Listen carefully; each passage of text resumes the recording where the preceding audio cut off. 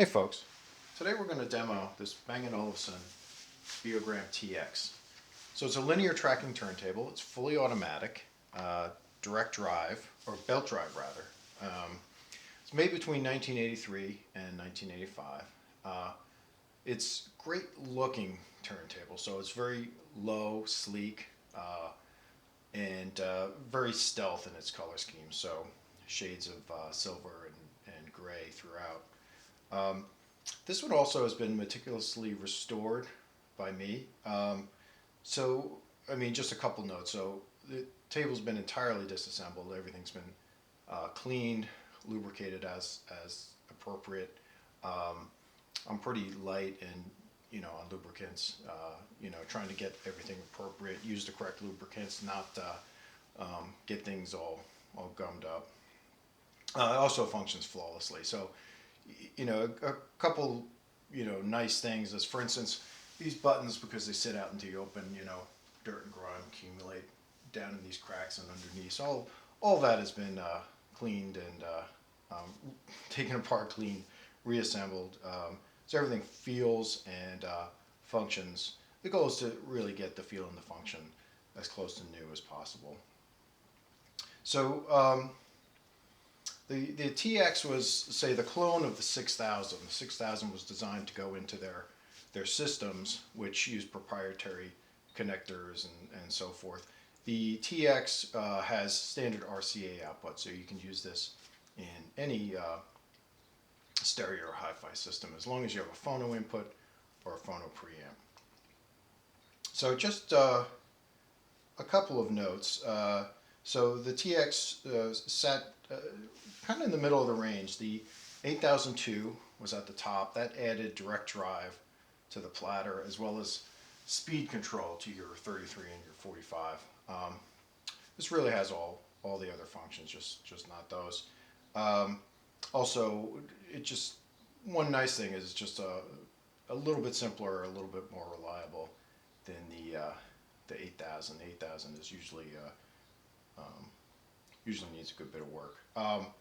Then at the entry level, is the RX, and those are very plentiful. It's a wonderful turntable as well. That uses your standard pivot or radial arm, and so this is the linear tracking, like we talked about, fully automatic. Just a note: this one is sold without the cartridge. Now the Bang & Olufsen turntables all use proprietary cartridge, and so there are new options available today. They're made by Soundsmith in the United States, and let's go ahead and open this little housing so you can see, hopefully see pretty well. And you notice as when I press play and there's no record, it looks for a record. Actually, it's assuming right now 33. Changes to 45, where it'd be looking for a 45. And when it doesn't find a record, it returns.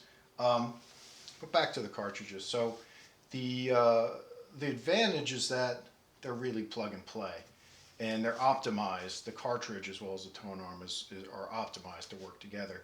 And as you can see, they're ultra low mass. Standard cartridge, half-inch mount cartridge, is about 6 grams. These cartridges are 1.6 grams. And designed to go with those ultralight tone arms as well. So issues of your matching for your resonance, for your mass, for your compliance, that's all been designed in. So that, as well as issues relating to fitting a cartridge and getting the overhang correct and the angle correct, all that's taken care of. Very, very much plug and play, and so you get excellent performance and ease of use and ease of installation as well. Now the downside is there's really no budget carts available. So back in the day, B&O had the MMC5, which would have been more their entry level, and Soundsmith does not offer that one. They start with the MMC4 and go up from there. So if you compare the cartridges and what you're getting like for like against, say, Orderfon or Nog Oak or Audio-Technica, some of the main lines, the value is very much fair if you look at nude elliptical stylus and tapered aluminum cantilevers and so forth. The value is definitely there.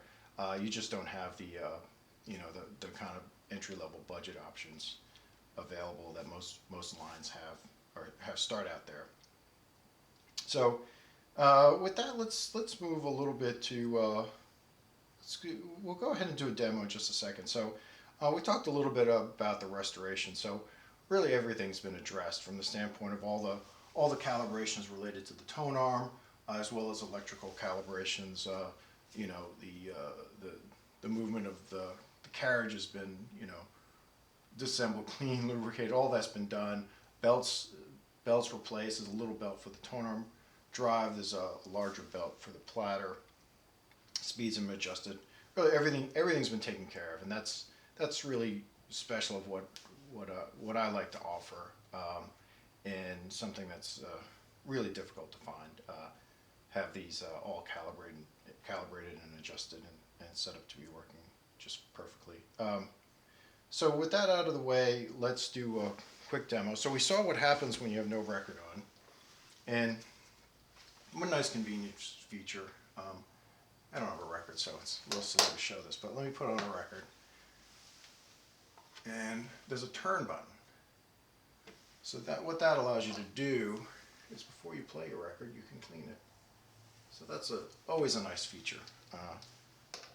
Fairly rare and surprisingly so. Let's go ahead and press play.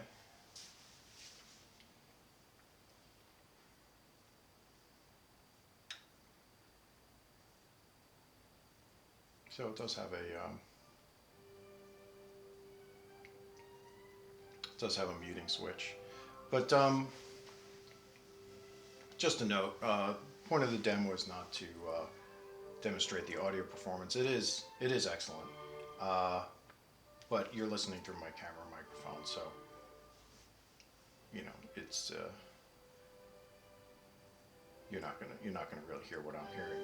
So let's just look at some of the features. At any point, you can press the Q left and right. This is the fast Q. You see it's quite fast, going from one end to the other. And then here you have the slow Q. So that moves quite slow. The idea being you get to your, kind of get roughly to where you want to be, and then you use your fine adjustment. So actually, I'm kind of looking at this from an angle, but we'll go ahead and let it, let's go a little closer there. We'll let it do its kind of finish up and end here.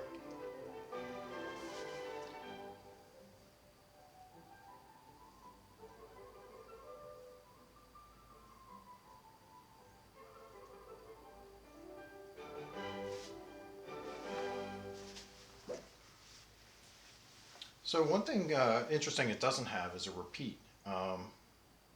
Many fully automatics from this period did have a repeat button to just keep repeating the same side of the record. I'd say nice to have, not something that's typically used that often, but nice to have. But this one does not have the repeat, but pretty much has everything else, and probably even more valuable than a repeat is the turn button, which I really like to have, so I can play the record before I'm starting to play it. So you do have manual speed selection as well, but it does do size selection and speed selection automatically. So let's look at that. So put on a 45, and this is really fun to watch. So you can see it comes out. It's set at 33 right now. Now when it gets to the point where it would expect a 45, it changes to 45. Recognize that it has a record.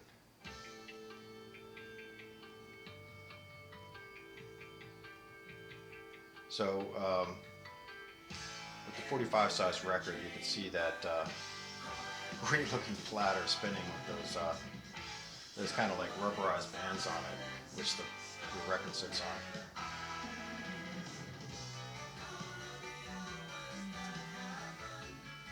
And of course, at any point, you could press stop and finish up.